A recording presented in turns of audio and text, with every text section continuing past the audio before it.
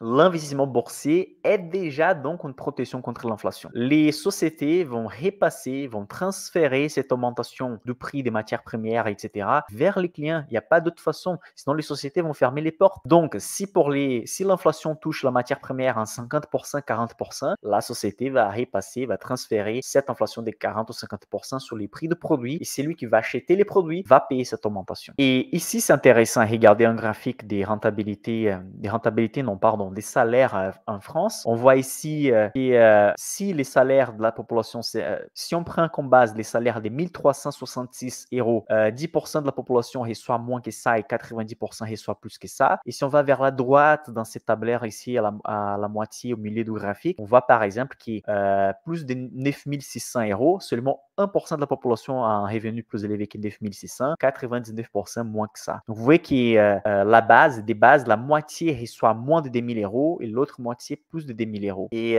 pourquoi je parle des salaires ici? Parce qu'une des façons de réussir dans la vie, sinon la principale, c'est l'augmentation salariale. Il y a une étude que j'ai fait récemment et j'ai fait même un live pour l'investissement pour la retraite qui montre que les retraités qui sont plus à l'aise financièrement, il y a des choses principales qu'ils ont fait pendant la phase active de la vie. Ils ont un niveau d'études plus élevé et ils ont un pouvoir d'épargne plus élevé. Et donc ces deux choses ensemble ont fait ces types de personnes qui ont pu épargner plus, qui ont fait un niveau d'études plus élevé, avoir une vie plus tranquille et ne pas avoir la perte des 30% des pouvoirs d'achat que normalement tous les Français vont avoir quand ils arrivent à la retraite. Donc si vous investissez pas, si vous faites pas votre argent travailler pour vous, vous allez vivre avec des miettes de l'État. Aujourd'hui déjà, les retraités partent à la retraite avec 30% de réduction dans les niveaux de vie. Imaginez d'ici 10 ans, 15 ans, 20 ans, il y a des jeunes ici qui vont arriver à la retraite d'ici 30 ans. Imaginez d'ici 30 ans ce qui peut arriver. Et bon, ici, un exemple. Ici, c'est la rentabilité actuelle de mon portefeuille à dividendes avec l'objectif de recevoir de la rente passive. Actuellement, mon portefeuille dividendes paye en moyenne par an 7,65. Normalement, ça varie entre 7 et 8% et demi. Ça, c'est une stratégie à dividendes basée sur des dividendes élevés, évidemment avec des sociétés pérennes qui n'ont pas de dettes, avec des marges élevées, etc.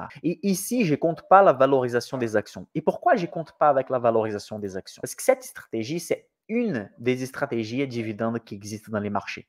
Il y a plusieurs. Par exemple, la plus connue, c'est la stratégie aristocrate. C'est quoi la stratégie aristocrate? On achète des sociétés qui versent des dividendes il y a longtemps et qui vont augmenter les dividendes à chaque année, même que les dividendes soient de 2% ou 3%. Dans cette stratégie, je dois compter avec les 2-3% des dividendes plus la valorisation de la société. C'est pour ça que Coca-Cola a fait une belle rentabilité depuis longtemps, parce qu'elle progresse dans la bourse 5, 6, 7% par an, plus les 2% des dividendes par an. Mais si on va penser dans une stratégie à dividendes plus élevés, qui normalement, c'est le type de stratégie utilisée dans les pays sous-développés ou pour des investisseurs qui ne souhaitent pas penser à la valorisation de l'action, qu'est-ce qu'on fait? On souhaite construire un portefeuille qui paye déjà 6, 7, 8%, qui est des rentes passives. Comme ça, on ne doit pas réfléchir à la valorisation des actions. Elles vont se valoriser au moins comme l'inflation. Elles vont gagner 2% par an, 3% par an à long terme avec des valorisations. Mais plus les 6, 7% qu'on reçoit des rentes passives,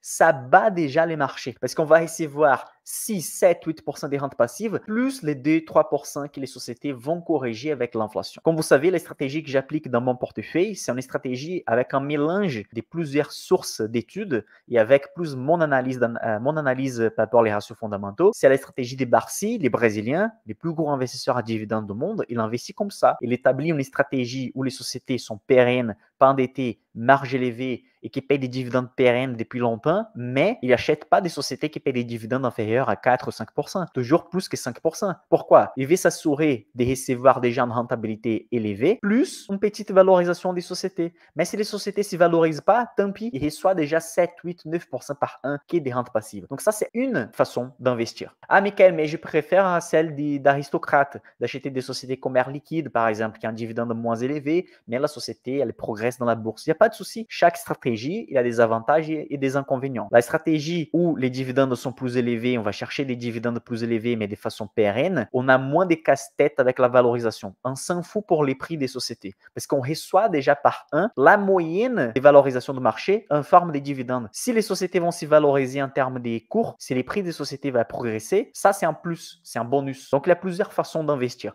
Et c'est ça que je vais vous montrer entre les 26 et les 1er mars avec une série de 3 vidéos par rapport à la rente passive, la stratégie à dividende. Et pour ceux, par exemple, qui sont belges, qui ne peuvent pas investir à dividende ou l'imposition est très élevée, je vais parler aussi de la stratégie small cap. Comment on peut rentabiliser plus avec des sociétés qui ne payent pas des dividendes pour ensuite, à la fin de l'horizon d'investissement, commencer à vendre les actifs et vivre avec des dividendes artificiels comme ça. Je vais parler de ça aussi. Mes amis investisseurs, pour aujourd'hui, c'est tout. Si vous êtes arrivé jusqu'ici, n'oubliez pas, il y a les liens d'inscription pour ma formation Insider. Il y a des places fermées, mais il y aura des places disponibles bientôt. Dans la description, vous avez les liens de notre événement entre les 26 et les 1er mars pour recevoir tout ce qu'il faut, nos outils, les lives, etc. Rapport les stratégies à dividendes. Comment on peut créer même des dividendes synthétiques, des dividendes entre guillemets faux qui peuvent nous payer de la rente passive avec des autres stratégies également. On se voit très prochainement et soit un nouveau live, peut-être pas celui de la semaine prochaine, mais celle d'après. Je viens avec un outil pour partager avec vous comment calculer l'inflation